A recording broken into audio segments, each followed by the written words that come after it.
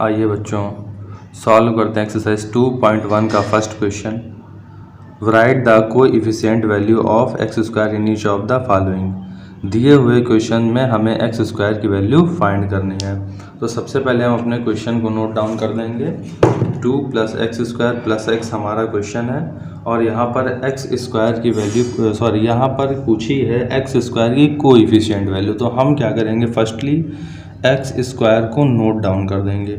अब x square के coefficient की वैल्यू यहाँ पर हमसे पूछी गई है। तो किसी भी नंबर या किसी भी वेरिएबल में साथ में होल पावर होती है और उसके जस्ट बगल में होती है हमारी कोएफिशिएंट वैल्यू या कांस्टेंट वैल्यू। तो यहाँ पर कांस्टेंट वैल्यू नहीं दी गई, इसलिए यहाँ पर कांस्टेंट वैल्यू हम 1 नोट डाउन कर सकते हैं और यही कांस्टेंट वैल्यू आपकी कोएफिशिएंट वैल्यू होती है। तो एक्स स्क्वायर की यहाँ पर कोएफिशिएंट वैल्यू हमसे पूछी गई थी, एक्स स्क्वायर की कोएफिशिएंट वैल्यू यहाँ पर 1 हो जाएगी और यही हमारा हो जाएगा आंसर। अब नेक्स्ट क्वेश्चन है इसका सेकंड क्वेश्चन है 2 - एक्स स्क्वायर और प्लस में x। अब यहाँ पर हमसे पूछा गया है एक्स स्क्वायर की कोएफिशिएंट वैल्यू क्या है। तो यहाँ पर हमारा जो एक्स स्क्वायर टर्म है वो है -एक्स स्क्वायर और इस टर्म में क्या है, कोई भी कांस्टेंट वैल्यू इसके साथ नहीं दी हुई है। तो यहाँ पर हम 1 नोट डाउन कर सकते हैं इसके साथ में। अब क्या हो जाएगा, यहाँ पर एक्स स्क्वायर की कांस्टेंट वैल्यू पूछी है, कोएफिशिएंट वैल्यू पूछी है, तो x तो वेरिएबल हो जाएगा, 2 उसकी होल पावर हो जाएगी और साथ वाला कांस्टेंट नंबर जो साथ में उसके लिखा हुआ कांस्टेंट नंबर है वही हमारी कोएफिशिएंट वैल्यू हो जाएगी विद द मार्क के साथ में यहाँ -1 आ जाएगा और यही हमारी कोएफिशिएंट वैल्यू हो जाएगी। इस तरह से हमने सेकंड क्वेश्चन को भी सॉल्व कर लिया। अब नेक्स्ट हम देखते हैं इसका थर्ड क्वेश्चन है π/2 एक्स स्क्वायर प्लस एक्स। अब यहाँ पर एक्स स्क्वायर की वैल्यू पूछी गई है, एक्स स्क्वायर के साथ में जो कोएफिशिएंट होगा उसकी क्या वैल्यू है, ये वैल्यू हमसे पूछी गई है। तो हम क्या देख रहे हैं यहाँ पे, आप चाहें तो इसको ना नोट डाउन करें, आप डायरेक्ट भी कर सकते हैं। एक्स स्क्वायर के साथ के जो कोएफिशिएंट है वो हमारा π/2 है, यही आंसर हो जाएगा हमारा। नेक्स्ट क्वेश्चन है हमारा चौथा क्वेश्चन, √2 साथ में x - 1। अब यहाँ पर पूछा गया है हमसे एक्स स्क्वायर की कोएफिशिएंट वैल्यू क्या है। यहाँ पर हम देखेंगे क्या यहाँ पर एक्स स्क्वायर का नंबर दिया हुआ है। तो जब हम देखेंगे यहाँ पर एक्स स्क्वायर का नंबर नहीं दिया हुआ है, यहाँ पर दिया हुआ है √2x दिया हुआ है और √2x माइनस में दिया हुआ है 1। तो क्या यहाँ पर कोई एक्स स्क्वायर का टर्म है? यहाँ पर कोई भी एक्स स्क्वायर का टर्म नहीं है और एक्स स्क्वायर के टर्म ना होने की वजह से जो एक्स स्क्वायर की कोएफिशिएंट वैल्यू होगी वो 0 हो जाएगी और यही हो जाएगा हमारा आंसर।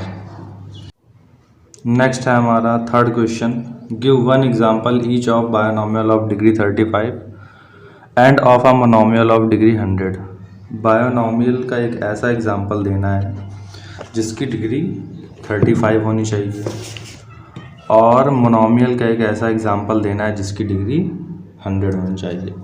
तो सबसे पहले बायोनॉमियल होता क्या है। बायोनॉमियल एक ऐसी वैल्यू होती है जिसमें 2 टर्म होते हैं और वेरिएबल की हाईएस्ट पावर डिग्री होती है। तो सबसे पहले क्या कर लेंगे, हम यहाँ पर 2 टर्म लिख लेंगे। यहाँ हो जाएगा 2x प्लस में 2 और हमें इसकी डिग्री 35 रिप्रेजेंट करनी है। तो वेरिएबल की जो पावर होती है वही हमारी डिग्री होती है। तो यहाँ पर x की पावर 35 हो जाएगी और इस तरह से हमारा पहला क्वेश्चन हो जाएगा। एक ऐसा बायोनॉमियल बताना था जिसकी डिग्री 35 है, तो हमारा यहाँ पर ये बायोनॉमियल हो जाएगा क्योंकि यहाँ पर 2 टर्म है, 2x की पावर 35 प्लस में 2 टर्म है और साथ में ही हमारा पावर इसकी 35 है, डिग्री इसकी 35। तो इस तरह से हमारा ये पहला बायोनॉमियल हो गया जिसकी डिग्री 35 है। दूसरा एक मोनोमियल हमें करना है। मोनोमियल यहाँ पर क्या होता है, जिसमें एक ही टर्म होता है, सिंगल टर्म। यहाँ पर x की पावर कर देंगे हम 100 तो इस तरह से एक ये मोनोमियल हो जाएगा जिसकी डिग्री 100 हो जाएगी, और इस तरह से हमारा थर्ड क्वेश्चन सॉल्व हो गया। नेक्स्ट है हमारा fourth question, right the degree of the each of the following polynomials. दिए हुए पॉलिनोमियल्स के हमें डिग्री राइट करनी है। चलिए हम देखते हैं फोर्थ का पहला क्वेश्चन किस तरह से सॉल्व करेंगे। क्वेश्चन है हमारा 5x³ + 4x² + 7x। अब इसमें हमें क्या करना है, इसकी डिग्री बतानी, इसकी डिग्री क्या होगी। इस क्वेश्चन में हमें डिग्री बतानी इसकी क्या होगी। तो डिग्री क्या होती है, वेरिएबल की हाईएस्ट पावर को ही डिग्री बोला जाता है।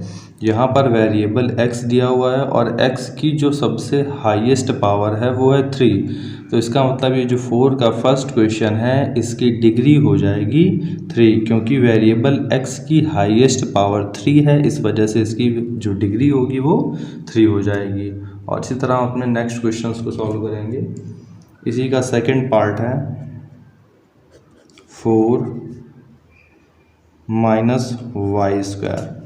अब इस वेरिएबल की डिग्री पूछी गई है, तो यहाँ पर जो वेरिएबल दिया हुआ है वो है हमारा y², और इस वेरिएबल में जो हाईएस्ट पावर दी हुई है, और कोई तो वेरिएबल है नहीं यहाँ पर, केवल y वेरिएबल है, और इसकी जो पावर है वो हमारी 2 है, तो इसकी डिग्री 2 हो जाएगी। और इस तरह से हमारा ये क्वेश्चन सॉल्व हो जाएगा, फोर्थ का फर्स्ट एंड सेकंड। अब चलते हैं हम थर्ड क्वेश्चन की तरफ। थर्ड क्वेश्चन है हमारा 5t - 7। अब इसमें √7, और इसकी जो डिग्री है वो पूछी गई है। तो डिग्री क्या होती है, वेरिएबल की हाईएस्ट पावर, किसी वेरिएबल की जो हाईएस्ट पावर होती है उसकी डिग्री कहलाती है। तो यहाँ पर t में कोई पावर नहीं लगी हुई है, तो पावर में 1 हम अपने आप से यहाँ पर लगा सकते हैं, तो इसकी जो डिग्री हो जाएगी वो हो जाएगी 1। तो इस तरह से जो थर्ड क्वेश्चन था उसकी डिग्री हो जाएगी हमारी 1। अब देखते हैं अपने हम फोर्थ क्वेश्चन को। फोर्थ क्वेश्चन हमारा यहाँ दिया हुआ है, फोर्थ क्वेश्चन है यहाँ पर 3। अब 3 लिखा हुआ है, यहाँ पर कोई भी वेरिएबल नहीं लिखा हुआ है, और जब कोई वेरिएबल नहीं लिखा हुआ होगा तो वेरिएबल ना लिखे होने की वजह से उसकी जो डिग्री हो जाएगी वो हो जाएगी हमारी 0।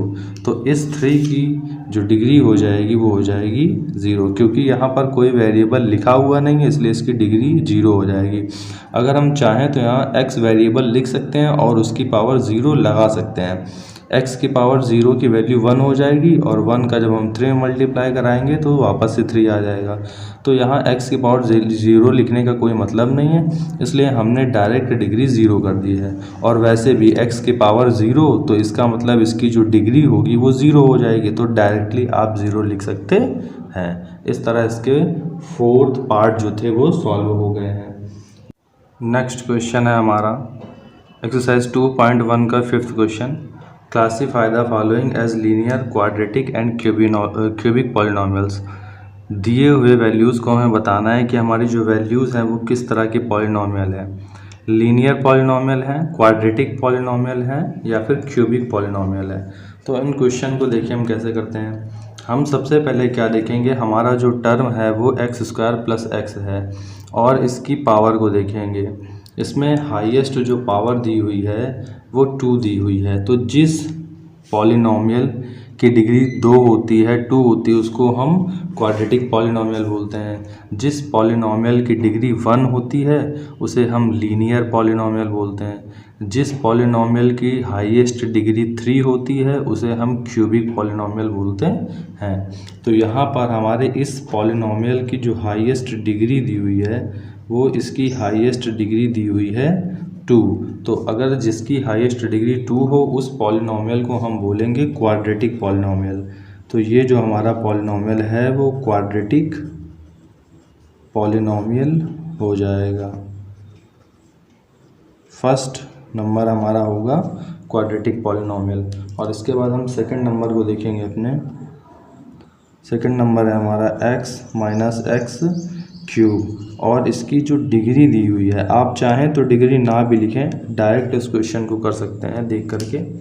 यहाँ पर जो इसकी हाईएस्ट डिग्री दी हुई है वो 3 दी हुई है, तो हम अपनी हाईएस्ट डिग्री 3 को नोट डाउन कर लेंगे।